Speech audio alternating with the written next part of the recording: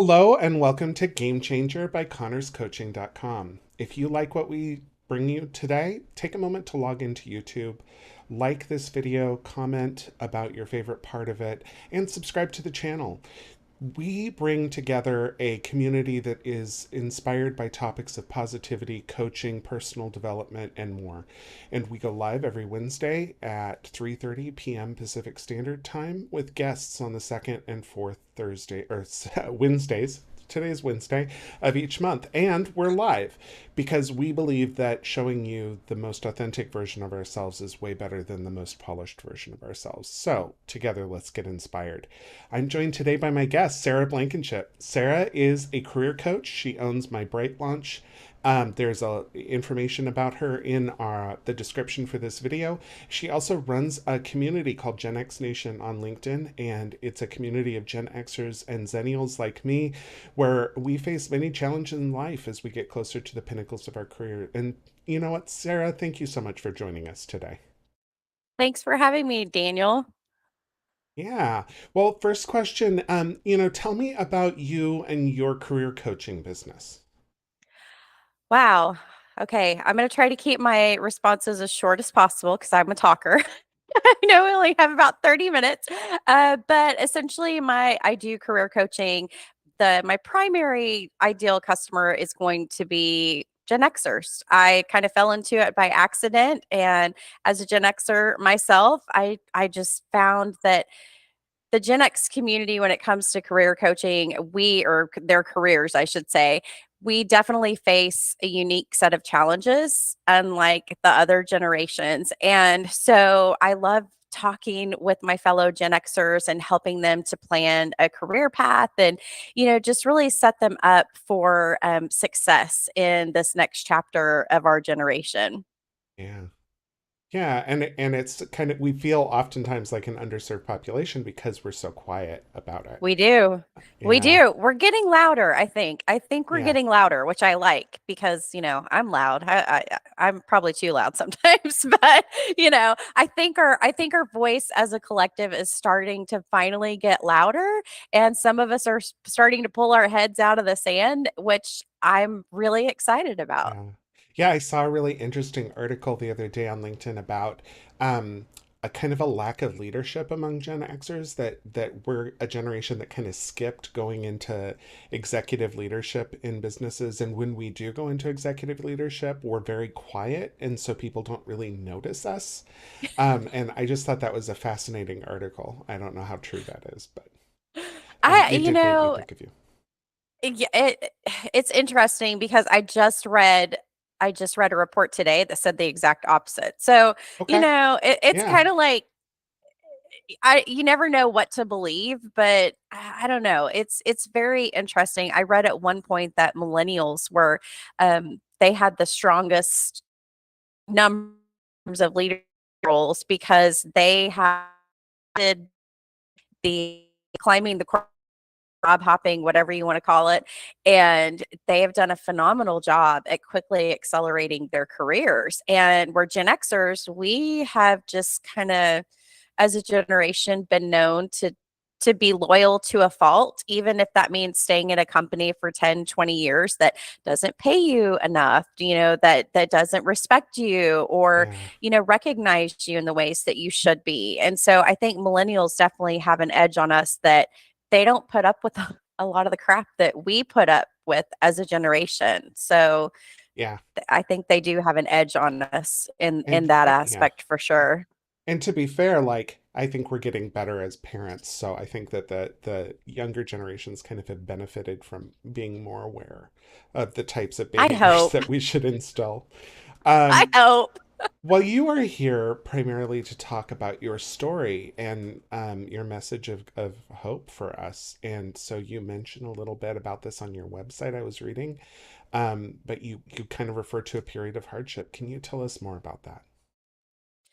I can. So my hardship, it was more of about a decade of hardship rather than just one real succinct experience. And I went through a divorce in 2012, like many of us Gen Xers have. And I essentially had to reinvent myself, to re-enter the traditional workforce. And to say that it was a challenge would be an understatement. I went from being a happily married, very middle class, wife, mother, and part-time, side hustle business owner, to almost overnight becoming a single parent living in a three-bedroom apartment. We had sold our family home, and we were living well below the poverty line.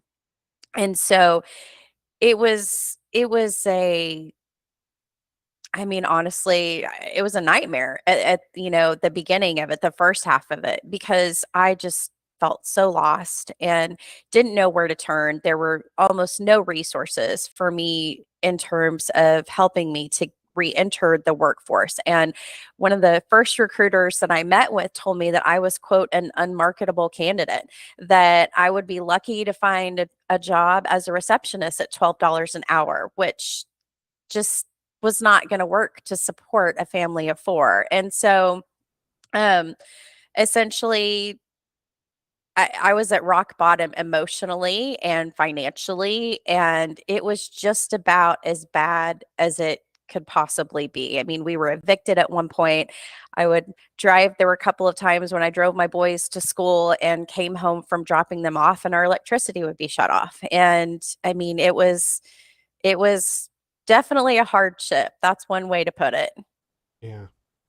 And then you moved past that clearly. But what gave you the idea of helping other people get through those times of crisis? That's a great question. And something I love to answer, because as a single mother going through the experience that I went through with my children, it was one of the scariest things I've ever had to do. It was one of the hardest things that I've ever had to do. And again, very little resources 10 years ago. Today, there are a lot more resources. And I think in some ways that's almost a bad thing, because there's so many resources, you just really don't know where to turn, you know. So I decided that I wanted to be a platform. I wanted to be a resource for individuals who had gone through similar things, and to be able to kind of show what I did to hack the system in re entering the traditional workforce, and, to offer support and encouragement to other individuals who might be in the same situation, a similar situation to what I went through. Yeah. What if you could share it with us one trick that you used or one resource that you used? I don't want you to give away your bread and butter, but what is something that someone could do if they found themselves in that kind of situation right now? Yeah, the things that really helped me were, one, I would say to identify what it is that you need to do, and to face it head on. And for me, what that looked like was I got out a yellow legal pad. I wrote about a 4 to 5 page list of everything that I needed to deal with that hadn't been dealing with, things that scared me, things that I thought there's no way that I would ever be able to do, like go back to college and finish school, and, things like that. And I had easy things on the list, from, you know, cleaning my boys' disgusting bathroom. I have 3 boys, to going back to school. And so for me, when I wrote that list, it was such a freeing experience to just see on paper all of these things that I've just been hiding from and running from, and trying to pretend like didn't exist, because I was just too scared to face them. And so I started one at a time tackling the things on that list. And, within a matter of weeks, the snowball effect kicked in, and I started to gain confidence. And so as part of that confidence, I accepted a job making $15 an hour, which was what I needed to do. And and essentially, just like I was talking about with the millennials, focused on rapid career acceleration, which anybody can do. And I didn't stay in any role for more than about 18 months to 2 years. And, when you're trying to quickly increase your salary, that's one of the best ways that you can do it. And, some people will say, oh, you're just a job hopper. But, when you're in a situation like that and you need to very quickly accelerate your income, I encourage people not to stay in a role for more than 2 years and to be strategic about the next role that you accept and, go after the money, follow the money. That's what I did. And within 6 years, I went from living very well below the poverty level to a six-figure income. And I say all the time, if I can do it, anybody can do it. You just have to set a goal for yourself and then create a strategic plan for how you're going to reach that goal. It sounds very simple, but the reality is not quite that simple, I know. Oh yeah. Well, and I'm a coach too. So what I'm hearing is a lot of resiliency and the idea of pushing through some of those fears, some of those things. That's not something to take lightly. So good job. Thank Congrats. you. I And thank appreciate you it. for setting an example for other people in that regards Thank too. you. Thank you. Well, what do you, so you really focus on the career side of coaching, and that's not my focus. What are you most passionate about with regards to career coaching? I think everything just comes back to wanting to help individuals that are in just awful situations. The people that reach out to me every day, um, there are just some heartbreaking stories that I hear on a regular basis. And again, a lot of those are Gen Xers. And at our age in the workforce, unfortunately, we are facing ageism. I mean, I'm 45 years old and I think it's absolutely insane to think that I would be discriminated against because of my age, but it's a problem in the workforce that the older we get, the more challenging it becomes to either navigate a career pivot or a career transition or re-enter the workforce after you've been a stay-at-home parent. And because a lot of employers are afraid and think, it's perceived that the older candidate is not going to know the technology that they need to be successful in a given role. And so, um, that for me is something that I feel is very important. Yeah, that makes sense. And it is tragic because when you think about it, like a person in their 40s is not going to have as chaotic of a life as someone who's younger, right? Like That's their right. life gets in the way when You're you're right. younger. We were talking about that earlier. Like I felt like Yes. I finally made it when I hit 35 and my car insurance bill went down.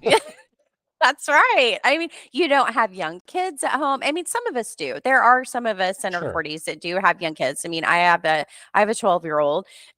So we do still have young kids, but we many of us, I mean, when I talk to my fellow Gen Xers, feel that we are in our prime and we're not going down without a fight. And I Yeah. mean, talk about resilience. There is no generation, that I feel mirrors resilience like the Gen Xers. I mean, we were latchkey kids for God's sake. I mean, we were like free range children, raising ourselves for the Yeah. most part. And Hey, I we mean, survived those playgrounds from the 1980s with the yeah, the metal slides. everywhere, rusty metal and That's right. That's right. So, I mean, the dart that's why games, lawn darts. oh my God. I still think that that's crazy that the things that we survived in our childhood, I mean, hello, if we can survive those, I think we can survive the modern day workplace. Yeah. Yeah, if I can survive my neighborhood kids throwing darts, heavy weighted metal darts at my head, um, I can survive. I can survive an HR crisis. That's right. That's right. That's right. Well, looking forward to kind of the horizon, what's next for your business? That's the part I'm most excited about because 2023, like 2023, that's when some magic is going to happen and I'm beyond excited for what's to come. One of the things that I'm going to be focusing on in the coming year is to create pay what you can based career coaching cohorts. And so what I've heard over and over from the individuals that reach out to me is that overwhelmingly the people who truly need help the most when it comes to their career search, they can't afford to hire a one-on-one career coach. It's just not in the budget, you know? And so for me, those are the people that I truly want to help and I want to be able to provide the tools and resources to. And so we have put together an 4-week long, it's 8 sessions, 4-week long. It's called the Career Launch Cohort.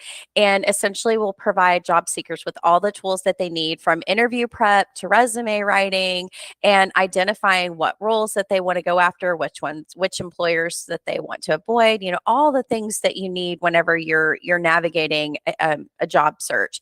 And it is pay what you can, so that is affordable and it is attainable for everyone. And so that's going to be a big focus in 2023 for me. And then also continuing to grow Gen X Nation, that community as well, to provide even more support and resources for our fellow Gen Xers. And a lot of the focus is going to be on, or a lot of the support focus will be for Gen X job seekers, but also for Gen X business owners. And I'm very excited about what's to come for Gen X Nation. Wonderful.